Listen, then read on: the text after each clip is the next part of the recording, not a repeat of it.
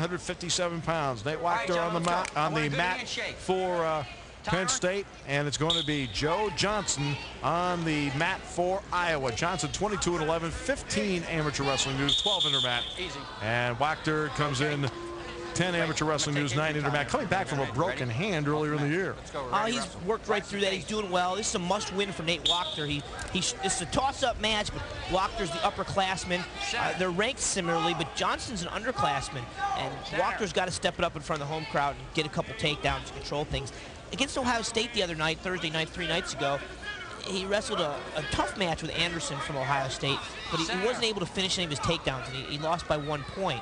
And he just needs to follow through and finish. No, neutral. Well, on this senior day, you'll see back-to-back seniors in Wachter and Doc Vecchio. Hey, let's stay in the center. A lot of emotion today for Wachter. Comes in 9-4 in the year. Yep, as you said, he's been injured with a broken hand earlier in the year. He's 100% now. He's got nice level change in attacks, and he's going to have to follow through on one of those level change in attacks and finish. Center. We're at 157 pounds. No change, center. So back to the center they go with 2:08 to go here in the first. Still scoreless. You're pushing, you're backing up. Stay right here. Referee's talking to him, telling him he wants him in the center doing combat. So now they set it up. It's 10-6 Iowa with the lead in the dual meet after the victory by Ty Eustace, 20-8 at 149 pounds. 151. Line. That's Joe Tauber, our referee, in the background, keeping control of this dual meet between the two. What's great is every time we pull back just a little bit, you can see the standing room only crowd here at Rec Hall. Yeah, and they're hardcore wrestling fans. The culture in Pennsylvania is tremendous. Where I come from, West Virginia, there's a lot of little towns that are really serious about wrestling, and they get after it. Here across Pennsylvania, almost every little town takes wrestling seriously. There's over 600 high schools wrestle in the state, and most every one of them has a good wrestling program. People know what's going on. Wachter could not quite finish, neither could Johnson. Let's go, hustle up. Look at that crowd. It's more than diehards. This is as knowledgeable and savvy a crowd as there is in college wrestling. Yeah, they know what's going on. It was a joy as an athlete to wrestle in front of these folks.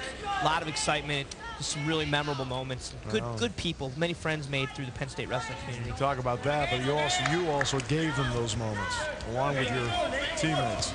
Well, I appreciate that. You did. Let's work, let's work. One of the reasons why there's such a great tradition here. It was great that they honored the 1953 national champions during the Minnesota weekend. Yes, that was exciting. And, hey, Penn State wrestled great against Minnesota. Center. 1915 that ended up. Yeah. That sent a message to everybody, I think. Sure did. Penn State's knocking on the door. Just got to get some of these guys to step up. This is a good opportunity for Wachter here. I mean, this fellow, Johnston from Kansas, you know, he was not a blue chip recruit. He went to Iowa because he wanted to wrestle for the Hawks. And Iowa gives a lot of those kids because they have such a rich tradition in the Midwest. Penn State's not as fortunate. We have, you know, obviously one of the top programs in the Eastern United States. There's a lot of little schools that pick up the extra kids. Clarion, Lock Haven, Lehigh. They get some of the different kids. On the edge here. He tried to keep his feet, and he wouldn't need to change to a double to get those points. So 11 seconds to go in the first.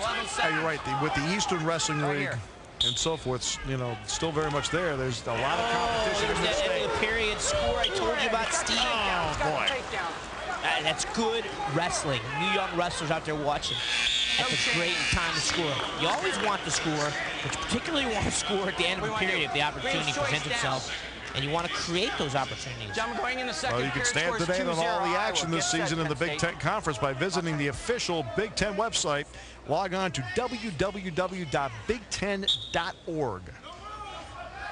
Johnson's going to work on top. Doesn't look like he's going to stay on top, though. It looks like he's going to cut him. So it's 2-1. Wachter now, he needs to take a shot. He needs to show Johnston that, you know, you're in my building right now. Yeah, he does. And the problem is he needs to set him up. He bounces around a lot with not a lot of setup action. Oh, nice shot by Johnston. That's the same shot he scored with at the end of the first period. Wachter wasn't very ready. That's a mental lapse by Nate Wachter. 10 seconds left in the period.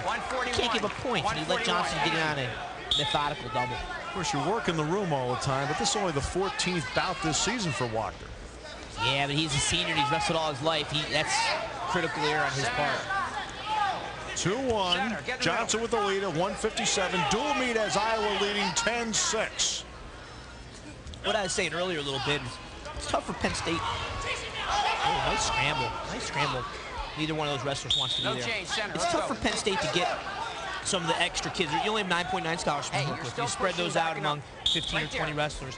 And then the other kids pick up some of the smaller schools and go. Whereby out in the Midwest, there's not as many small colleges with Division I wrestling. And Iowa gets a lot of kids to walk on or come for a quarter scholarship. And this is a good example of a kid paying his dues, working hard, and getting after it. And a lot of the Iowa wrestlers don't take full rides. Kind of tradition there. A lot of the blue chippers come on half and three-quarter rides. And it's like giving back the program. It makes them good. One of the things that has given them such a rich tradition. I believe there were, 14 or 15 Division I wrestling programs in this state. Yeah, which is awesome. I'm all for it. And one of my best friends, Tim Flynn, I wrestled with him at Penn State. He's an All-American. He's the head coach at Edinburgh, and he's just done an awesome job there. He does such a wonderful job. And the University of Pennsylvania with Roger Gray, they do a great job developing kids. So there's so many programs doing well. So many opportunities for kids. 30 seconds to go in the second. 2-1. Joe Johnston, the freshman from Prairie Village, Kansas. Leading Nate Wachter, still neutral. Wachter's getting banged for stalling here. Deserved warning. Here we come up on the last 23 seconds of the second period, Steve. Let's see if Johnston's still the aggressor. Wachter's been warned for stalling. Let's see if he tries to score in the last 20 seconds or if Johnston's the one that stays on the aggression. Well, Johnston scored at the end of the first. Yeah. And now Wachter's backpedaling. He has to circle. When your opponent's pushing on you, you need to circle. Wachter doesn't have many setups. He's quick, he's explosive, but he's not doing anything as far as hand fighting goes. Johnston is controlling the tempo and controlling the tides. As I said earlier, it's such a key to being good on your feet. 5 seconds. Johnston, one final. Can he get it with 2-1? No. About 5 seconds more and he would have. Yes. Wachter's fatiguing. This doesn't look good. Johnston looks like a beast. He's got his head up. He's tireless. He's right in there getting after it. He's thick looking like he lifts weights, but he looks like he's still got room to mature physically. He looks like a young wrestler, and he's a freshman. Well, Joe Tauber is telling Wachter, hey, let's go. Yep. I don't look for Wachter to ride much. I'd like to see him ride some, but I don't see him trying much. 3-1. See if he can get some of his offense going. Center. Back to what we were talking about with the colleges a little bit. I mentioned, nice counter. He's got his two on the edge there. He kept his feet and did a great job of spinning behind him. Johnston made a, rookie year, if you will. Took an extended shot on the edge. Wachter, savvy veteran, capitalized. That's the only act. That's the fastest Wachter's moved the whole match. Look how extended Johnston is on a shot. Quick, easy go behind. Wachter didn't need to do much work to get that. Johnston was a victim of his own over-aggression. So now it's a question of whether Johnston can stay neutral or get a takedown himself, or whether Wachter can win it here with a takedown with 90 seconds to go. Yeah, the match, Steve, is one takedown to one, but the fact is Johnston got his takedown at the end of a period, so Wachter didn't have an opportunity to escape, and thereby Johnston's still winning. But of course, that'll keep Wachter on the offense, so hopefully Wachter will get a shot and finish. He was deep, but no finish, no setup. The better your setup is, the easier it is to finish. Simple premise. 1:15 to go. Wachter has to create some setup action. He can't just shoot straight in. I don't see him, getting just a straight shot on Johnston finishing. He's gonna have to slick him and finish quickly. His takedown was off a mistake. Here's a chance. Can he finish it? Be a great scramble here. He's got to step up and come out the back door, and he looks like he might. Let's see what kind of scrambler Johnston is. Nate Wachter's got to post his left hand. He's not doing good technique down there. He's stopping. Nate Wachter's not done a good job of finishing that takedown. He's going to get stalemated here. 40 seconds.